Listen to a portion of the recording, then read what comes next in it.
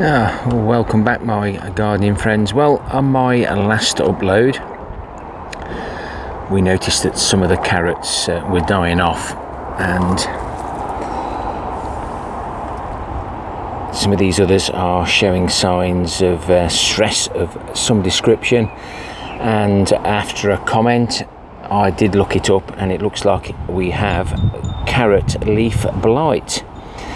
Extreme temperatures, overwatering. Well, we know we had that 10-week dry spell where we tried to keep them half watered, and then recently we had such a deluge with everything being bashed. And even here we've got bits of leaves that have got sorted. Now I use these bottle tops to help keep them a bit warmer in the dry spells and cold spells, keeps the moisture retention, but whether that's partly caused, I don't know, but most of them are looking reasonably good. So we're on bed 2, the second successional sowing, and we've got that there as well. So I'm now going to remove that and burn that, or put it in the municipal bin. And again, with all blights, we don't want to be really touching any of the good leaves. So I'll see if I can keep on top of this by removing what we think are contaminated leaves, and hopefully we can stop the spread. I'm going to pull that one out.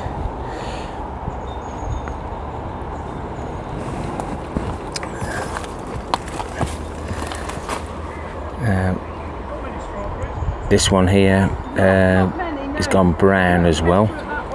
This one, the split that had gone brown, this wasn't too bad.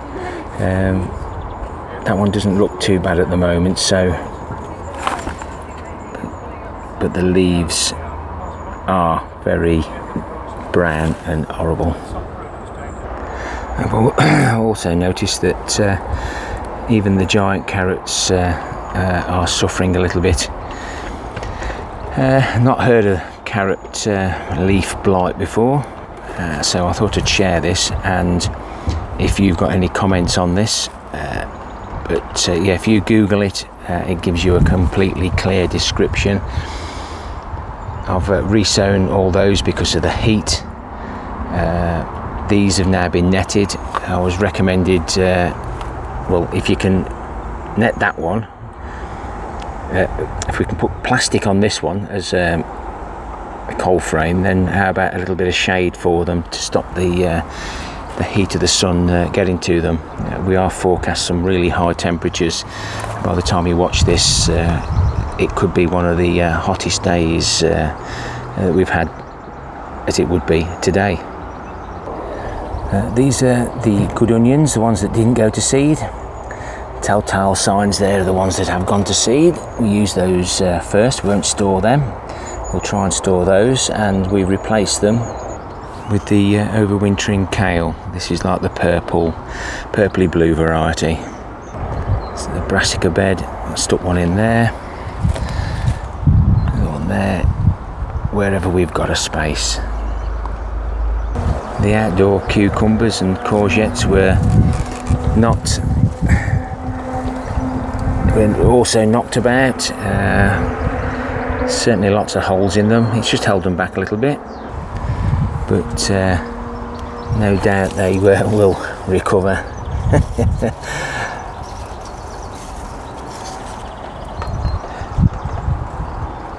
New growth will soon start coming through. So this is the bed that we had the lettuce in.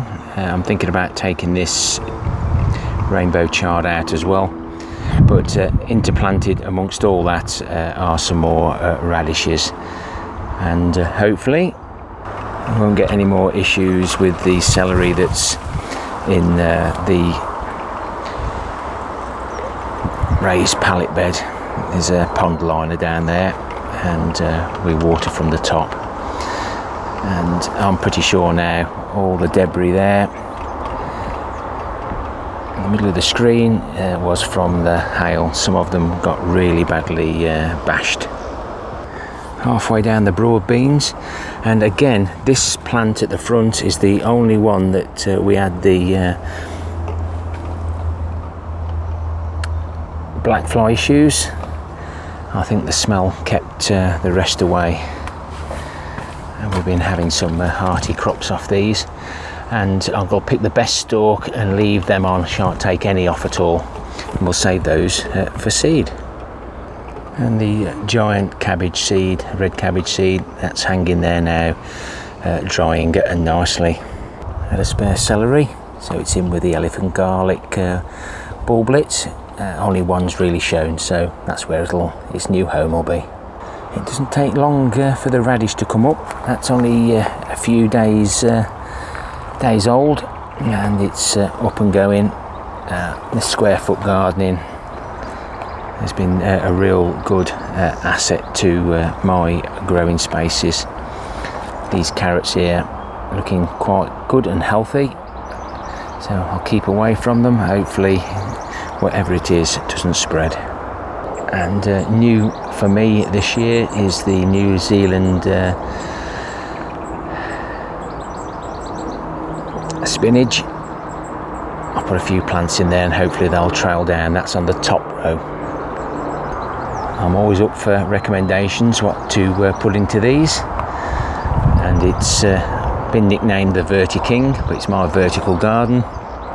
We've got more celery in there, and that's pulling up nicely.